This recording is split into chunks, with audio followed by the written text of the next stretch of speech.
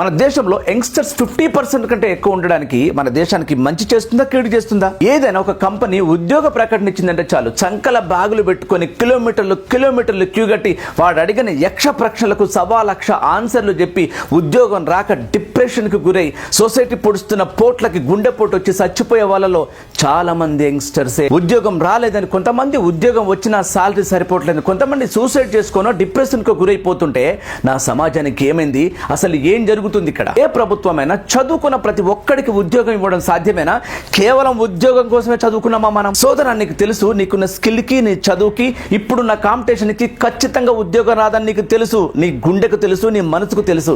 అయినా ఎవరినో మభ్యపెట్టడానికి, ఎవరినో నమ్మించడానికి, ముఖ్యంగా పల్లెటూళ్ళలో లేకపోతే ఇంట్లో వాళ్ళనో సొసైటీను నమ్మించడానికి ఆర్టీసీ క్రాస్ రోడ్లో ఇన్స్టిట్యూట్ మొత్తం చుట్టేసి మొత్తం అక్కడ ఉండి ఎగ్జామ్స్ రాసి విసిగిపోయి ఉద్యోగం రాకపోయేసరికి ఏదో బ్రతుకు జీవుడు అని చెప్పేసి చిన్న ఉద్యోగం చేస్తూ భార్య బిడ్డల్ని పోషించలేక కాంప్రమైజ్ లైఫ్ అనుభవిస్తున్నావు. అవునా? మరి ఎన్ని రోజులు ఇట్లా?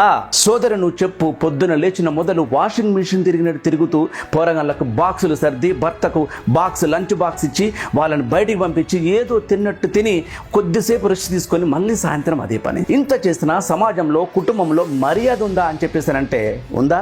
మర్యాద ఉందా? మీరే చెప్పాలి. మర్యాద ఎప్పుడు వస్తుందో తెలుసా?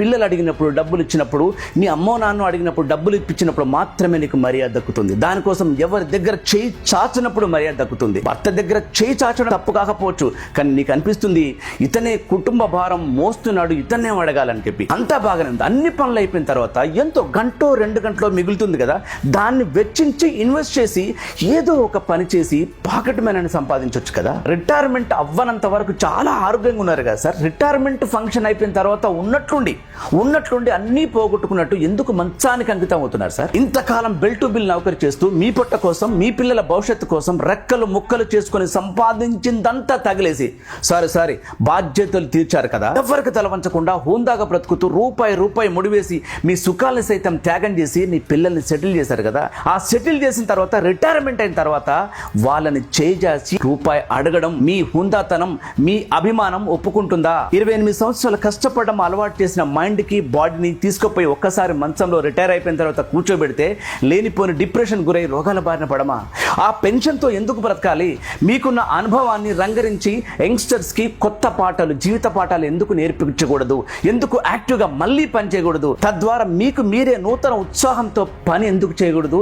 ఇతరులకు ఎందుకు ఉపయోగపడద్దు మీ అనుభవము? అరే, చూస్తుంటే ఖర్చులు పాపాలు పెరిగిపోతుంటే చేస్తున్న పనితో పాటు మరో ఎక్స్ట్రా సోర్స్ ఆఫ్ ఇన్కమ్ కోసం ప్రయత్నం చేస్తే మనకు వచ్చిన మాయరోగం ఏంటో అర్థం కాదు.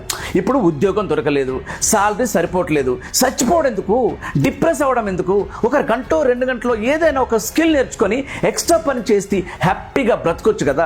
ఆ ఎక్స్ట్రా పని కోసం ప్రయత్నం చేయొచ్చు కదా. ఎందుకు 1-2 గంటలో ఎక్స్ట్రా సోర్స్ ఆఫ్ ఇన్కమ్ కోసం ప్రయత్నం చేయట్లో తెలుసా? బాస్ గారు ఇస్తున్న జీతానికి ఎడిక్ట్ అయినావు నువ్వు, సమాజం తిడుతున్న తిట్లకి అలవాటు పడ్డావు నువ్వు. ఉద్యోగం తప్ప నేను ఏది చేయలు అని చెప్పేసి నీ మైండ్ పుచ్చిపోయింది. అవును సార్, మీరు చెప్పినట్టుగా చేయడానికి ఎక్స్ట్రా టైం ఇన్వెస్ట్ చేసి సంపాదించడానికి నేను సిద్ధంగా ఉన్నాను.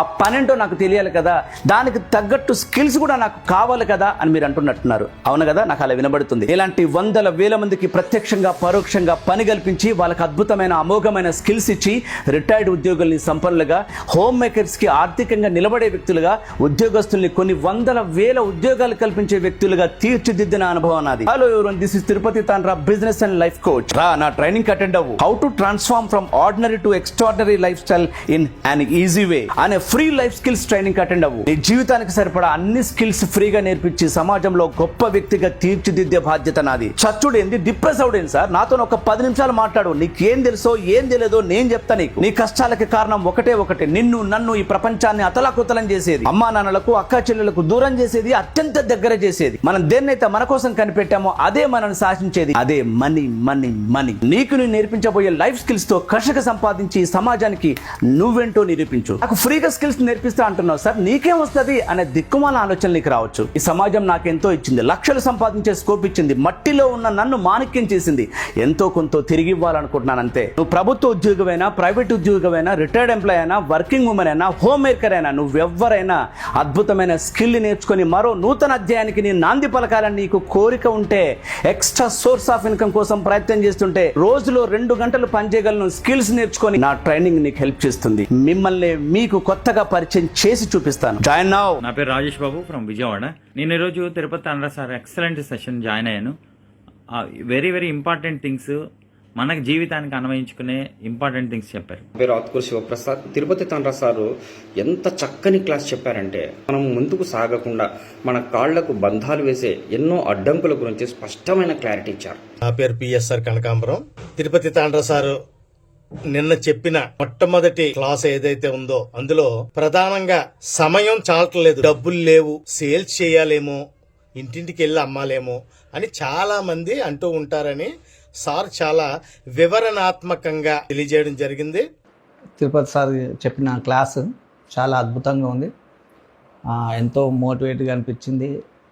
ఇంకా కొద్దిగా నన్ను నేనే ఆలోచించే ఇలా చేసింది నిన్న క్లాసు. నా పేరు కమల అండి. నేను మధ్యప్రదేశ్లో ఉంటున్నాను, బేసికలీ అనంతపురము. తిరుపతి తాండ్ర సార్ చేసిన ఒక క్లాస్ అయితే ఉందో అది చాలానే ఎక్సలెంట్ క్లాస్ అండి. మన లైఫ్ చేంజ్ అయిపోతుంది సరిగ్గా సార్ మాటలు విని మనం ఫాలో అవుతుంటే. మనం ఇంకెక్కడ దిక్కులు చూడాల్సిన అవసరం లేదు.